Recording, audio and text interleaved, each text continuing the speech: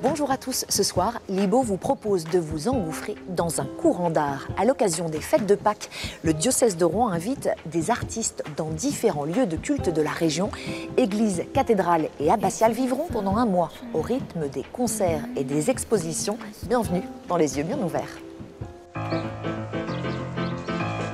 L'humanité connaît l'exode depuis la nuit des temps.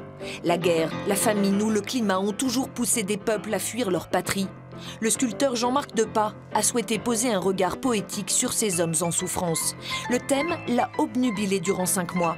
Ces sculptures en terre cuite évoquent différents exodes, de Moïse au Boat People. À travers elles, Jean-Marc Depas évoque le déchirement de ces familles poussées sur les routes ou sur les mers, en quête d'une terre promise. Il montre leur déracinement. Cette série, Mémoire, exhibe le visage de femmes qui emportent avec elles leur histoire douloureuse. Elle-même est abîmée, elle porte les cicatrices sur son visage de toute cette violence. Et donc elle avance avec cette gravité, cette tristesse profonde du déracinement.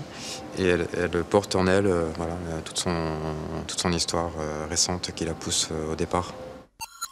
À 2 pas de l'abbatiale, la cathédrale de Rouen dévoile les photos de Flynn. Le Rouennais a suivi les manœuvres de l'entreprise qui a démonté et remonté le carillon de la cathédrale. De mai 2015 à mai 2016, il a photographié les étapes du chantier de la rénovation des tambours à l'envol des cloches. Vous voyez cette photo, au niveau de la gargouille et la grue, il n'y a même pas 1 millimètre d'écart. Il ne fallait surtout pas la casser. Donc c'est pour ça que j'ai fait cette photo, pour montrer que ce travail n'était pas si facile que ça. Le festival Courant d'Art invite au partage au-delà de Rouen, à eux, mais aussi dans la petite église de Gonzeville. Elle accueille un chemin de croix version Antoine Bouteiller. Le plasticien célèbre la lumière et la matière. L'exposition est ouverte à tous, chrétiens ou non chrétiens. C'est une invitation au dialogue. C'est un échange important d'ouvrir les églises, de voir comment l'église aussi est ce lieu bien sûr de manifestations cultuelles mais aussi culturelles où les uns et les autres nous pouvons nous retrouver pour échanger, bâtir, construire et découvrir ce que la création artistique aujourd'hui peut nous apporter. Nous en avons besoin en un monde qui est un peu anxiogène parfois. Courant d'Art vous propose donc un parcours en 4 temps, loin, très loin de l'agitation du monde. Le Festival des cultures urbaines revient à Canteleu. Une 17e édition riche de rencontres et de partages avec des ateliers de danse, des battles hip-hop, des concerts, des spectacles, mais aussi de drôles de conférences. Vendredi prochain, ne ratez pas Sapritch qui vous parlera des musiques actuelles avec des questions existentielles du type « Comment Lady Gaga a détrôné Madonna ?» Qu'est-ce qu'on a fait pour mériter ça? C'est la question à laquelle je vais répondre devant vous ce soir avec un maximum de dextérité. Je te propose un voyage dans le temps. Les racines de la musique qu'on écoute tous aujourd'hui, le blues, le reggae, par exemple le funk, le dub, le disco.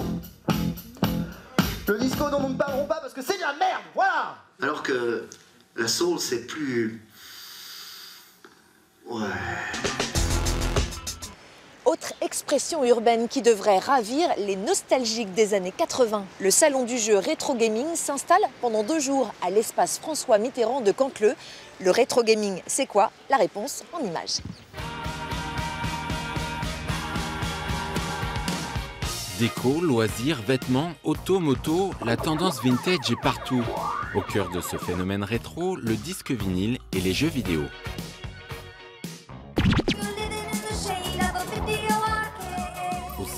Comme dans la vie, au début des années 80, le jeu vidéo est partout. Des salles de jeu où s'entassent des bornes d'arcade au nom devenues mythiques. Space Invaders, Donkey Kong ou encore Pac-Man, des jeux gravés dans l'inconscient collectif. Depuis plus de 2 ans, une société dijonnaise surfe sur le phénomène rétro gaming et ressuscite l'ambiance des salles de jeu. Le rétro gaming, c'est quoi?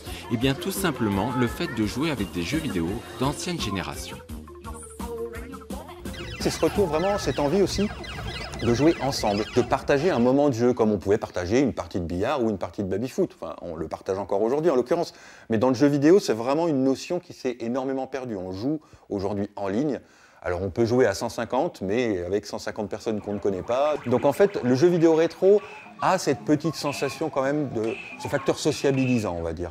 Et ça marche. La société Arcade Maniac organise chaque année pas moins d'une vingtaine d'événements à travers toute la France. L'éclat de Ponto de Mer vous propose un voyage au cœur du groove. Demain soir, le trio jazz Journal Intime viendra improviser avec bonheur et complicité au programme composition originale et arrangement électrisant.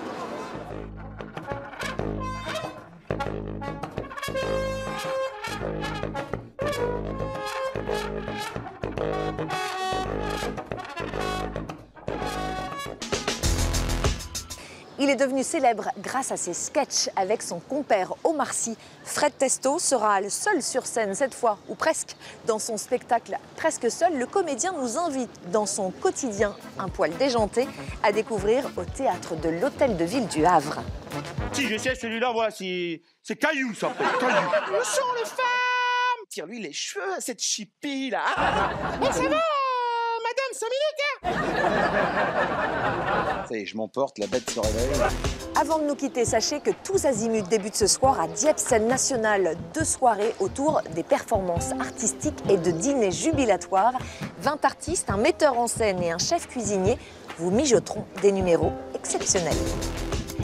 C'est tout pour aujourd'hui. La semaine prochaine, Julie Olette vous emmènera au centre Abbé Pierre Emmaüs d'Esteville pour une exposition sur le génie des modestes. D'ici là, passez un très bon week-end et gardez les yeux bien ouverts.